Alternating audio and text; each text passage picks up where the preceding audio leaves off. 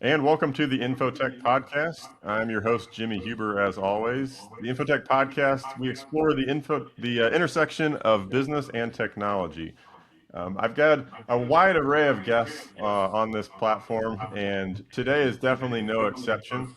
My guest today has been called the godfather of CRM. He is the co-founder and creator of the Act software, which I'm sure many of my audience will know. And he's taken the time to be on the Infotech podcast today. So his name is Mike Muhney. Mike, welcome to the podcast. Jimmy, delight to be here. Thank you. You bet, you bet. We were chatting before we started recording today. Mike has a vast background. We could probably split this into several different podcast episodes, but Mike, I want to give you just the chance to kind of share a little bit about your story. Most people probably have heard of ACT. That's kind of the cornerstone, but you've got quite a journey that we were talking about through your career to get you to this point. So I just want to give you the floor to kind of tell us a little bit about that story and how ACT came about and kind of what brought all that together. Okay, I appreciate it, and I will try to keep this pretty short because it is long and detailed. But I was born and raised in Chicago, poor family. I went to University of Illinois in Champaign-Urbana, and I started my career with IBM in the mainframe era as a classical IBM trained mainframe sales guy. The interesting thing about the sales school that we all had to go through for 6 months, and this is important in the eventual creation of ACT, was that they did not really teach us how to sell as much as they taught us principles on how to connect with people. Ah, Because you can't sell successfully if you don't connect with people successfully, right? And they knew that. And so the training was very focused on people connection. I say that to say that what I didn't know at the time was they deposited in me that DNA that and I had a great career with IBM, but I left IBM to start a company with my best friend, Pat Sullivan, who was also a sales guy and in the high tech industry at that time selling PC computers at a computer store, which you one time a long time ago had to go to buy. And we created a company based on a product that we created for salespeople inside of the computer store. All it did is it basically configured the equipment and the software and the accessories that you wanted to buy.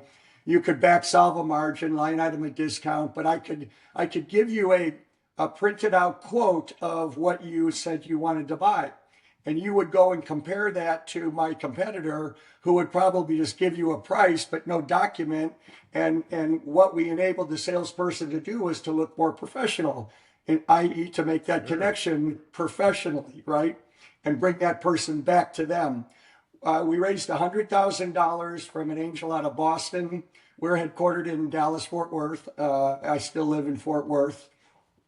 And $85,000 later, Pat and I literally said to each other, this dog ain't gonna hunt. It's over. We failed. And the angel was coming down from Boston in about, I don't know, 4 to 6 weeks, and he thought everything was fine. One of the other principles that IBM taught me that's important here to the creation of ACT is that IBM taught us to always call at the top, the CEO. The bigger the company, the more likelihood you might get delegated down. But the point is, start at the top. And if you do get delegated down, that person in that company will know that their boss wants them to talk to Oh, you. that's really Right. good. Yeah, yeah, Okay. So yeah. that was my DNA. So one of the computer stores here was headquartered in Dallas called CompuShop, 54 stores. That would have been a decent sale for our product that was called Margin Maker. Um, so I did get in to see the CEO. I earned my way into him. He was interested in the product. He did ask me to talk to purchasing, but he also said, keep me posted. That was the open door. Well, the week that Pat and I said this dog ain't gonna hunt, we have failed, and the only option we thought we had left to us was to give the $15,000 remaining back to the angel investor. But that week was the annual publication of an industry newspaper called Computer Reseller News. For the older people listening to this, we once had to go to stores like Business Land, Computer Land, MicroAge, Entree to buy PC stuff and get training and all that. Well, it so happened that the annual edition of the 25 most influential people in the entire PC industry was the CEO of CompuShop. And here I knew the guy. Oh, So wow. I called him up and I said, his name was John Purtell. I was calling him John at this point. John, we're in trouble. We have failed. We're no longer going to be able to stay in business. The angel's coming down. Can we come and talk to you and see if you can give us any advice? He said, come on. He sat and listened to our story, and this is what he said. Very simple, but extremely profound. He said, look, you two guys are smart guys. Next week is July 4th, which is about ready to happen right in a few Yep. days, Yep. 1986. Why don't you go to a restaurant booth from 8 o'clock in the morning until noon and brainstorm and see if you can come up with another idea before you throw in the towel? Well, we could still afford coffee and toast. So on July 4th, 1986, Pat and I were in a booth, paper and pencil, and we said, we're sitting here no matter what till noon. We said, we have a blank sheet of paper, and we began with this thought. What do we need ourselves? What do we wish existed that we could use ourselves that doesn't exist? And it was that question, along with giving each other some guardrails, if you will, on how to contain this and not go crazy. And we began a discussion. And we were looking at our day timer, a paper system back then that most Sure. people Oh, yeah. used, right? Yep. And we looked at it and we said, the interesting thing about the date timer is it's all about scheduled activities. What you have scheduled for today, next week, next month, and maybe even what about. But all of those activities, first of all, are not connected. They're spread over all those days, weeks, and months, and years, right? But all of them point to a person that they're for or with.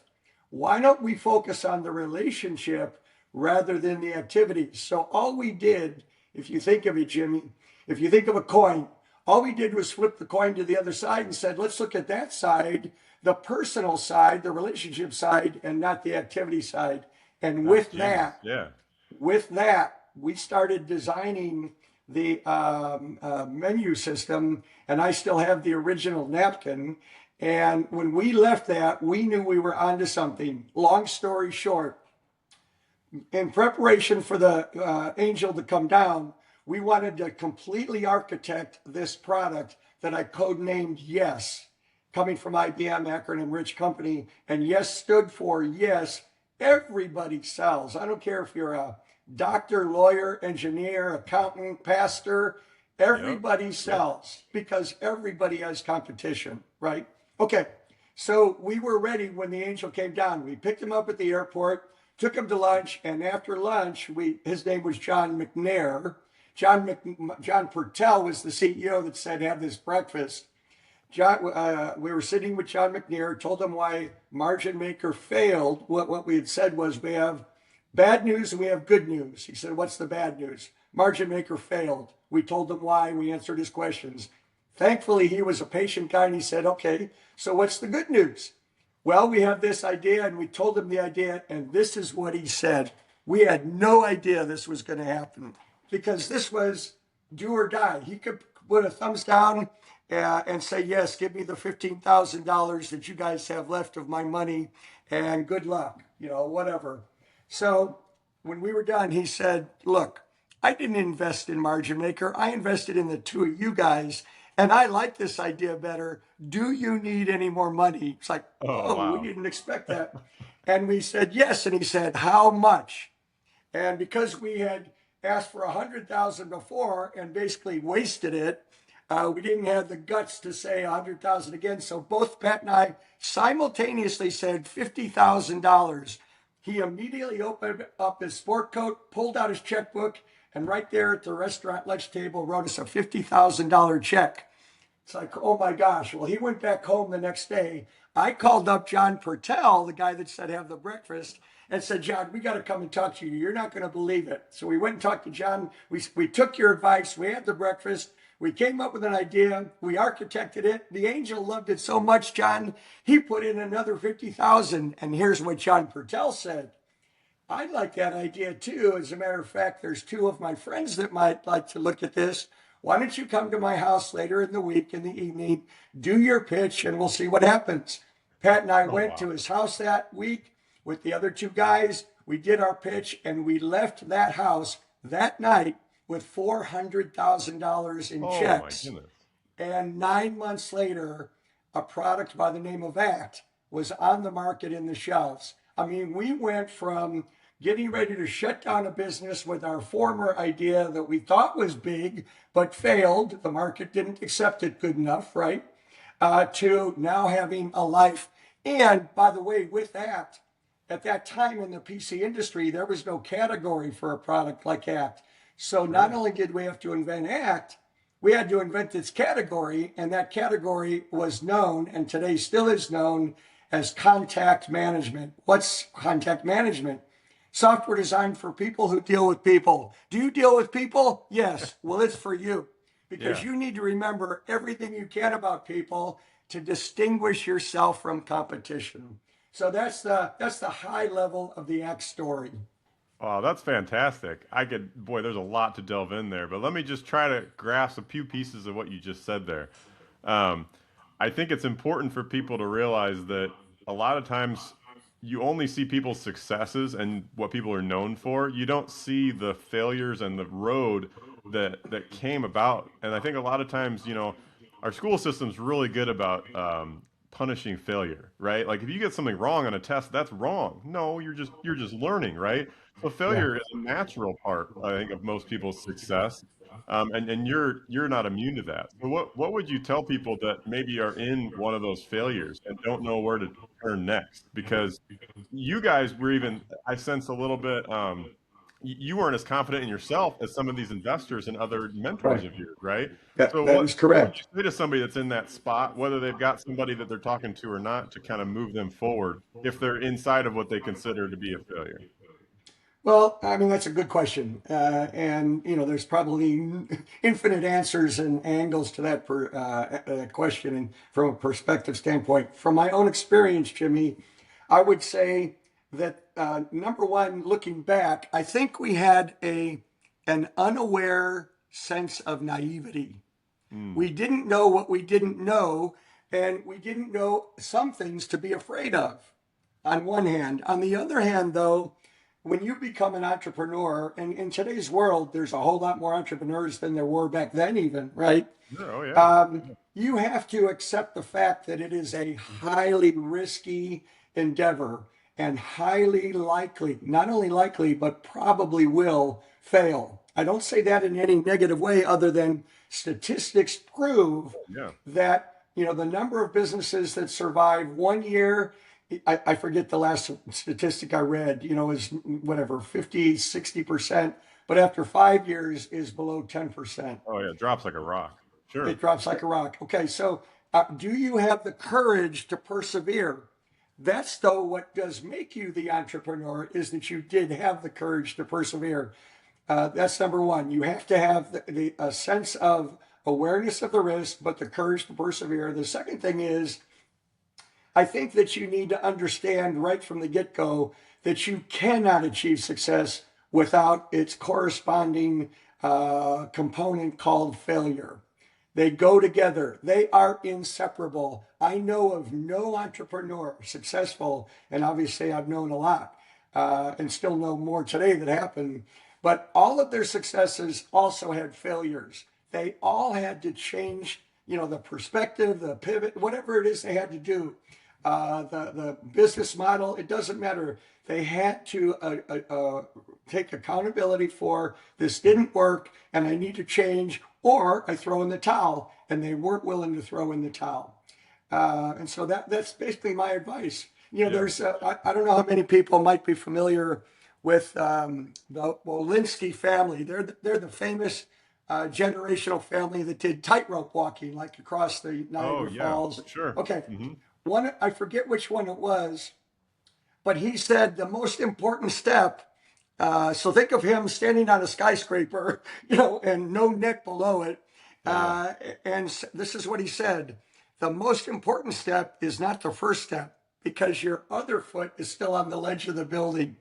The Uh, most important step is your second step because now you're committed. So sure. you got to take that second step, and now you got to stay committed to however the outcome occurs. Yeah, it's definitely a mental game. I mean, It I think a is. lot of business owners are kind of isolated because there's only one owner, one CEO usually, and yeah, an employee can't give you generally that kind of insight that other people can. And I think failure is, at least in my experience, I've learned way more from my failures than somebody, maybe telling me what to do. Like my head will process it, but unless I actually experience some of that stuff, it doesn't stick as much. That's probably a failure of mine in a lot of cases. But yeah, to be able to pick yourself up and recognize, hey, I started this, I got here by some, by God's grace, by my own, intuition, or just like you said, we didn't know what we didn't know. It's almost a blessing when you're first starting Yeah. out, right? Yeah. um, let's tap into that to keep going and to get to the next spot. So in your case, I was thinking of the Shark Tank show. I mean, you had Shark Tank type experiences before that was even a thing, where people were buying into you and your partner, not necessarily the current thing you were working on. I think that's a huge theme, because most people that start one thing, they're going to start something else too. There's going to be more ideas and better execution, and they're playing the long game. So how did you, I guess, capture those things? Because you ironically making software for the relationships, but you already had some, yourself. So, in the tech industry, I feel like there's a lot of introverts and technical people that are fantastic at fixing problems and dealing with technical issues, but it's the relationship and the people side that they struggle with. So you guys, it seems like, had both of that, because you were creating the product, but also working these relationships with all the guys named John. It sounds like Yeah, you it already was. had. So Yeah. how did that come about? I guess because there's different personalities, there's different situations, markets. I mean, there's so many factors there. But you're right. To dilute it down, you have got to develop relationships to, or at least you're extremely limited. How do you push through that? Well, so again, keep in mind that Pat and I were both salespeople, and as a salesperson, you need to be, gregarious, if you will. You need to be sociable. You need to have a persona where you captured what I call the likability factor. Sure. Here's another principle IBM taught me in sales school. They said to us one day, so when you meet that executive for the first time, keep in mind, selling mainframes, we were calling on C-level executives. These are seasoned people. I'm in my young, early 20s, calling on seasoned executives, right? How do you connect with that age gap difference? Well, so in sales school, all of us said, well, we want to convert them into becoming a customer. And the instructor went, you are all wrong. The most important attitude you need to have when you first meet somebody is to approach them as if they were or could become a friend. Why? Because you treat friends different than you treat a business transaction, right? You Sure. just are Yeah, more yeah. warm, you're more friendly, you're more interested in them. Hey, what's going on? How you been? Right? And they said, now keep in mind, those executives aren't looking to you as a potential friend. That's not the point. The point is your behavior and your attitude and your approach will be different if you look at them like that. And hopefully, by doing that, when you leave that first meeting, that they just might have the attitude about you along these lines. You know what? I liked that person. I could even see having a beer with them. That likability factor, that's a key principle, as funny as it sounds. But here's another thing, Jimmy, that they taught me in sales school. In the first 15 minutes of sales school, that was going to happen for the next 6 months, and we were ranked and graded. And I graduated at the top 10% of my class across the country. But they said, welcome to IBM. We're glad that you're all here. We want to let you know that there's only two kinds of salespeople in the world. And, we're all sitting there eager. I'm talking first 15 minutes, right? And they said, there's jackasses. You can kick their butts to get them to work, but you constantly have to prod them. None of you are jackasses. The only kind of salespeople we hire, which you all are wild stallions. Now imagine you're sitting there just out of college and you have probably never thought of yourself as a wild stallion. So they implanted in our mind a vision of wild stallions that we've seen in movies. You know, determination, persistence, power, influence, right? Running through the hills, unencumbered. You think, oh my gosh, I'm a wild stallion. But here's what they did. They didn't even give us 2 seconds to absorb that. And so they took us from here, seeing myself as a new sales guy, to here, seeing myself as a wild stallion. And they said, but by the time we're done with you in 6 months, you're no longer going to be wild stallions. You're going to be thoroughbred racehorses. Holy cow, they took us here.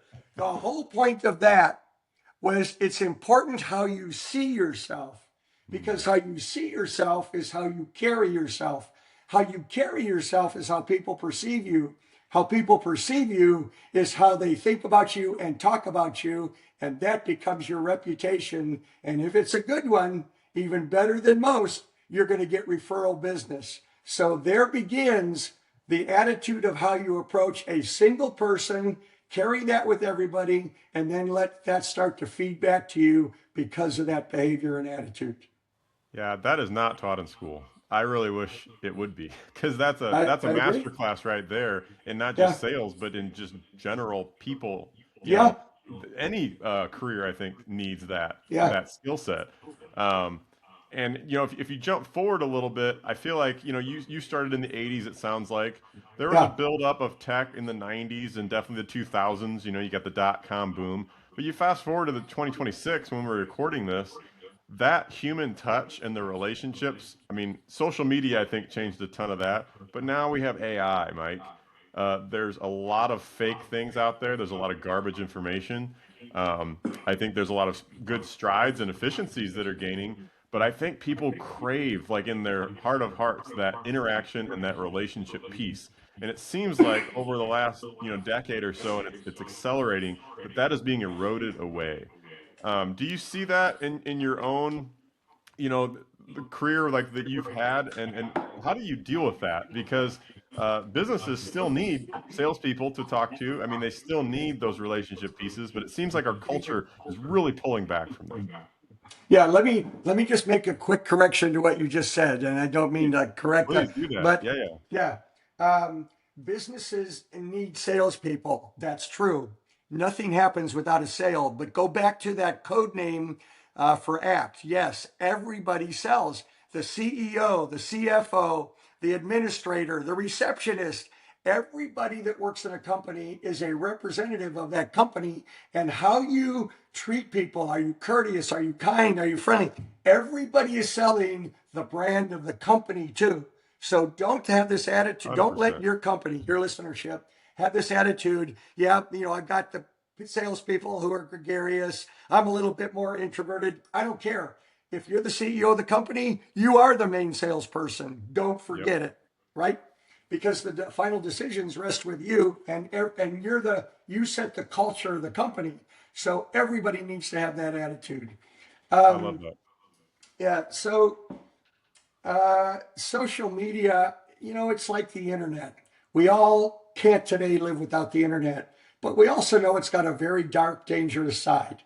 You can't get rid of that dark underbelly, sadly. Thank God that most people have a sense of integrity, common sense, whatever, and they don't go there. I do believe social media in many ways has ruined relationships to some capacity. I've never liked the fact that Facebook calls them friends. Just because you want to link Yeah, up, you're not a friend of mine. I never am going to encounter you. I don't yeah. know the first thing about Dilutes the you. term. Sure. Yeah, so we have bastardized the word friend, number Mhm. one, because of social media and Facebook. Having said that, social media does enable me to connect to more people more rapidly and more broadly globally than before the internet happened and Oh, for social sure. media. 100%. So Yeah. it's how you treat it. Social media cannot replace a real relationship. And A real relationship today doesn't mean that we have to physically meet. I mean, Jimmy, I don't know that you and I will ever physically meet. It'd be great if we do someday. Sure, If sure. I ever Yeah. go back up to U of I might find my way to, It's right down Bloomington the or road. wherever Yeah, you normal. bet. And yeah, but the point is, things like virtual meetings with Zoom or, Google Meeting or whatever, FaceTime does enable us to connect. I mean, just seeing your body language is, and you seeing mine, it, kind of helps draw people together, right? Oh, for sure. As Yeah, if we're COVID sitting helped next to ramp each that other. up, I think. But yeah, Yeah, even at InfoTech, like we require cameras to be on. Like you yeah. gotta, even if you're working at home, you're not there. Yeah, that visceral connection is huge. I agree. Yeah, but getting back to your question, so here's one of the most important lifelong things I can recommend to anybody, young or old, in business or not. I don't, as a student, go back to your grade school and high school, and then college, maybe afterwards. You have always got to network. You have to. Your network ultimately is going to become your net worth. That's a Without a good one. Yeah. network of people, you're not going to get anywhere. Jimmy, I could come up with the world's cure for cancer. But if I don't network with people that can help me in bringing that to market, it's not going to go anywhere. We depend on people. You never know somebody you meet today that 2 years, 10 years from now, you're going to encounter again. And maybe they were moved up and promoted in a business where they're the decision maker now, or they're a government official that has influence. I mean, you don't know where other people can go. And so I want to give your audience something that I've used myself called a relationship statement. This is Okay. how to see people and how to continue developing relationships through networking, which is a lifetime endeavor. Okay. So a lot of companies have a mission statement. Most employees can't tell you what it is, but they have one, right? That's Hmm. okay. Yep. But because my focus has always been on relationships and building tools to help people like you and your readership do better with relationships, is this following statement. I, Mike Muhney, excuse me, I'm getting over a cold. I, Mike Muhney, believe in the infinite potential, keeping the infinite potential of closer relationships. Now, you could adapt that as your company relationship statement. We, as a company, InfoTech Solutions, we believe in the infinite potential of closer customer relationships. You could say it that Love way, that. right? Sure. Okay. Sure. And here's my perfect example. Pat and I, the other co-inventor of ACT, who I'm in business with again today at our later age and stages in life, he and I serendipitously moved after graduating from college to begin our careers in Chicago, two apartment doors away from each other. And Oh we wow. just met one night, as we both were going into our apartments, and we hit it off. And who would have ever guessed that he and I, beginning with that serendipitous encounter, would not only create a software product that's still on the market after 39 years and tens of millions of users, but it would create a software category and industry today known as CRM that's a multi-billion-dollar industry. Oh yeah. Don't tell me that there's no infinite potential. You just don't know how far your relationships can go, but don't let them fade away. I mean, that is another masterclass. I feel like the Yeah, ripple effect of yeah, you don't know what you don't know, but if you yeah, put yourself out there, I mean, I feel like God gives us all gifts that are yeah, instilled in us, and it's up to us to yeah. kind of explore and learn what those are, and then use them. And I think He kind of can do the rest. We were speaking about that, a little bit earlier. You mentioned that you guys are still working on things. I mean, act. I assume you're not in act anymore. I mean, that's No, grief. That's worth billions. I mean, you've got the whole industry, like you said. You got the HubSpots. You got every company has a CRM now. They have to, right? So it's become a lot more mainstream. What are you doing these days, Mike? I mean, you seem to be a mover and a shaker. I mean, we were joking earlier that you do golf every once in a while, but what gets you going in the morning these days? that's a good question. So let me comment on CRM quickly. So yes, the industry decades ago dubbed Pat and me the godfathers of CRM because ACT is the catalyst that created the whole industry. So, that was a bestowed tagline on us, which we're capitalizing on. Having said that, and this is going to sound ironic, I don't believe in CRM. Why don't I believe in CRM? I don't believe in it from the standpoint of relationships. CRM is about the data. It's about pipeline management. When are we going to close business? With whom and how much? That has nothing to do with the relationship. It should be called CDM, customer data management. Contact management, conversely, is about the relationship, as I've shared, right? And so they can coexist because the person out there talking to that person that they're trying to sell to, and again, everybody sells, right? The CEO that goes to a network session, he's trying to get business to come to the company, he or she, right? Um, the whole purpose is that you need to, I kind of lost my train of thought, I'm sorry. That's okay. Yeah, is to develop the relationship. So if you are a salesperson giving the data to the company when something's going to close, you still own the relationship. If you get fired, if the company, if you quit, it doesn't matter. The relationships always stay with you. So contact management is a software product that enables you to maintain lifelong relationships and everything you've learned and accumulated about those people in that journey. All right, so that's number Yeah, one. got it. Yeah. Um, so what are Pat and I doing? We were very dissatisfied, and I'm saying that as an understatement, with how CRM did erode the value of the relationship in what it's designed for. It Hmm, really is sure. designed for enterprises. A lot of people using CRM are using it because that's all they think they can use for relationships, Right, whereas it right. really doesn't, right? And so it's overkill and overpriced. And so we thought we've got to restore in today's social media, impersonal, AI fake world that is being created as we speak. We've got to bring the relationship back to the forefront. So he and I got together a couple years ago and we started another company called Contatta, and we are in the process of, and soon to be released, a product that is focused on the relationships that is going to surpass the standard that we even set with ACT. Okay.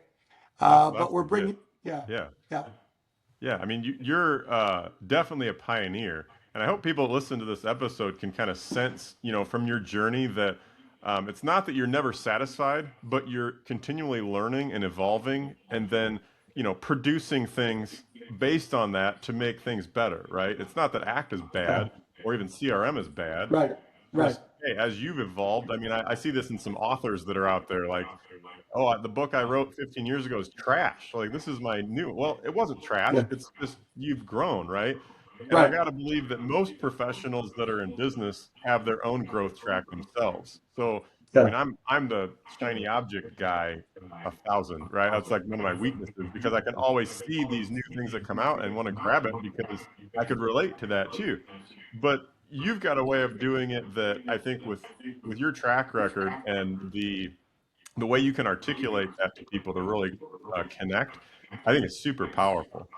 Um, yeah, go ahead. yeah. Going back to your earlier question about the social media, Jimmy. I mean, how do you think about people? The way I think about them, first of all, I can summarize my entire career and everything I've done, the tools I've built with that, and now with Contatta, etc., and everything in between, comes down to two words of my attitude, and that is people matter. That's the Mm, end of the subject. People matter. And if they matter, then how do I approach them, etc., which I've kind of shared. But yeah. relationship people they're precious, they're purposeful. Relationships are purposeful. None of us would succeed in business without relationships. Come on, right? But here's the goal of how to see and treat people attitudinally and through your actions. They are priceless. So Mm, people matter. And with that foundation of belief, I view that what I might be able to achieve with people, and I don't mean get from them, I mean the impact I can have on them too, what I give as much as I get from people, I right? love that. Yeah. Is Yep. that I want to have my relationships, as many of them that I have, and I've had tens of thousands, if not hundreds of thousands in my career. I want as many of them as possible to be priceless. And Hmm. so, what am I doing to, what am I equipping myself with mentally and physically through the tools I use to get relationships to a priceless level? Yeah. That's my quest. Mike, I love that. If you keep your nose clean, you could maybe be a really good speaker. I could see a lot of this content coming through well over stage. I don't know. Well, thank you. I do. I That's do a do a joke. fair Mike amount. is a speaker. Yeah. Yeah, no, I am a public speaker and I'm listed with an agency. I've spoken all over the world basically because of the ACT credential and the Oh, focus sure. on relationships and the impact it's made economically in the world, creating the Yeah. industry. Yeah. Yeah.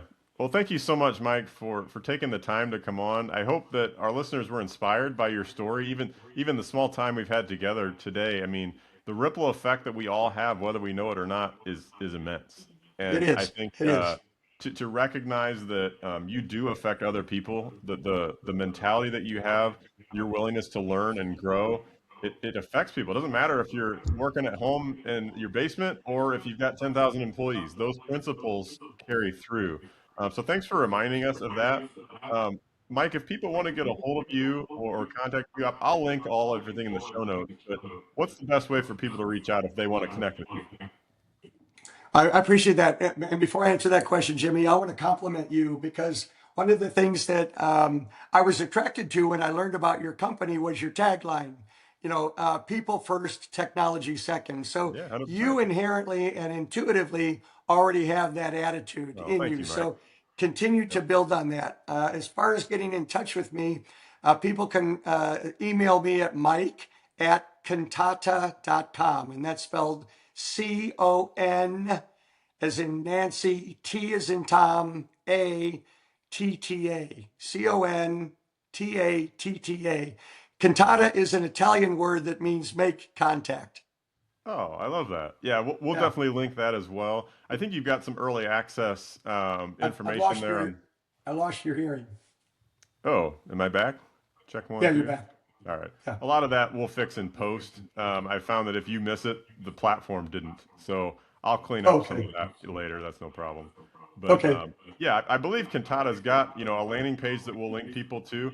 And I Yes. definitely want to stay in touch with you, Mike. I mean, you're definitely moving on, and I've looked at Cantata, with you, and I can see a ton of potential there for people that need meaningful relationships and to be able to track and grow those and continue to nurture that in a way that just naturally humans need, right? I think that fills a Yeah. huge spot. So, yeah, thanks for being on, and we will definitely stay in touch. Really appreciate it.